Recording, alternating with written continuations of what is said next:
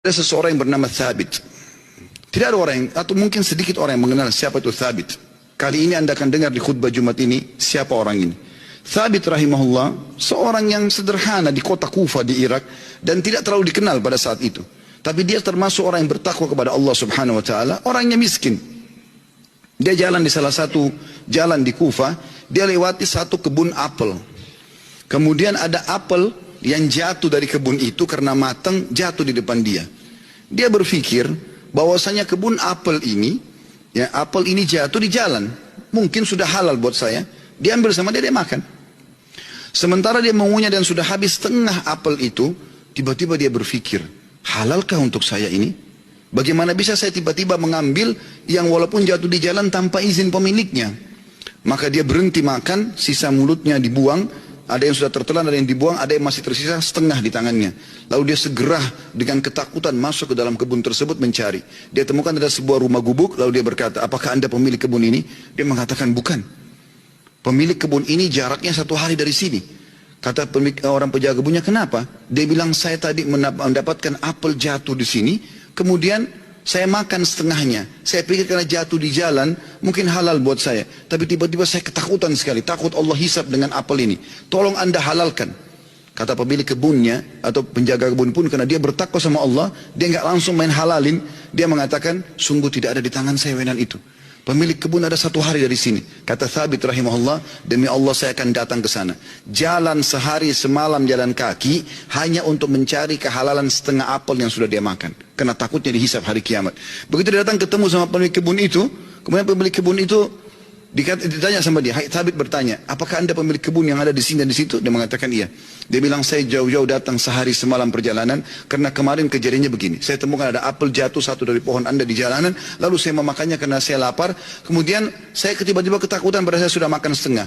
Setengahnya sudah ada, sebagian saya makan, sebagian sudah saya buang, ini setengahnya tersisa. Walaupun sudah busuk saya tetap bawa. Tolong halalkan. Orang tersebut melihat halal gitu.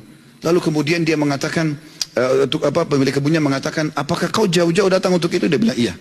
Kata pemilik kebunnya, saya akan halalkan sama kamu tapi dengan satu syarat. Kata Thabit, apa syaratnya? Kau harus nikahi anak saya. Kata pemilik kebun itu, kau harus nikahi anak perempuan saya. Tapi kau perlu tahu sebelum kau nikahi, anak saya itu tuli, nggak bisa mendengar, bisu nggak bisa ngomong, buta nggak bisa melihat, dan lumpuh nggak bisa bergerak. Kata Thabit rahimahullah, dalam kisah ini, saya pun berpikir pada saat itu, kalau memang untuk menghalalkan setengah apel yang saya makan dan saya lepas hisab hari kiamat dengan cara menikahi wanita yang buta, tuli, ya, bisu, juga lumpuh ini, maka saya akan melakukannya. Maka kata Thabit rahimahullah, orang itu tidak tunggu waktu, dia langsung panggil 2 orang saksi, dia minta, ya, dia mengatakan saya nikahkan kau sama anak perempuan saya Fulana binti Fulana, lalu menikahlah dia. Kata Thabit, lalu saya disuruh masuk ke ruangan untuk bertemu dengan istri saya. Terjadi sesuatu yang unik, begitu saya masuk ke dalam kamar tersebut, kamar itu sangat indah dan bersih. Lalu saya mengatakan, Assalamualaikum warahmatullahi wabarakatuh. Saya kaget, istri saya menjawab salam. Bukankah tadi dikatakan dia bisu? Kemudian saya mendekati dia, kemudian saya mengulurkan tangan saya, dia mengulurkan tangannya untuk menjamah tangan saya.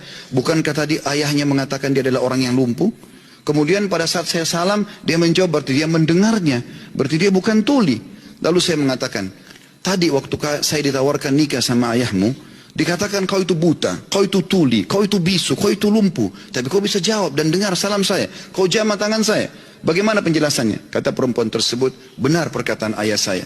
Mata saya memang buta karena selama ini saya belum pernah melihat sesuatu yang haram. Saya buta dari yang haram.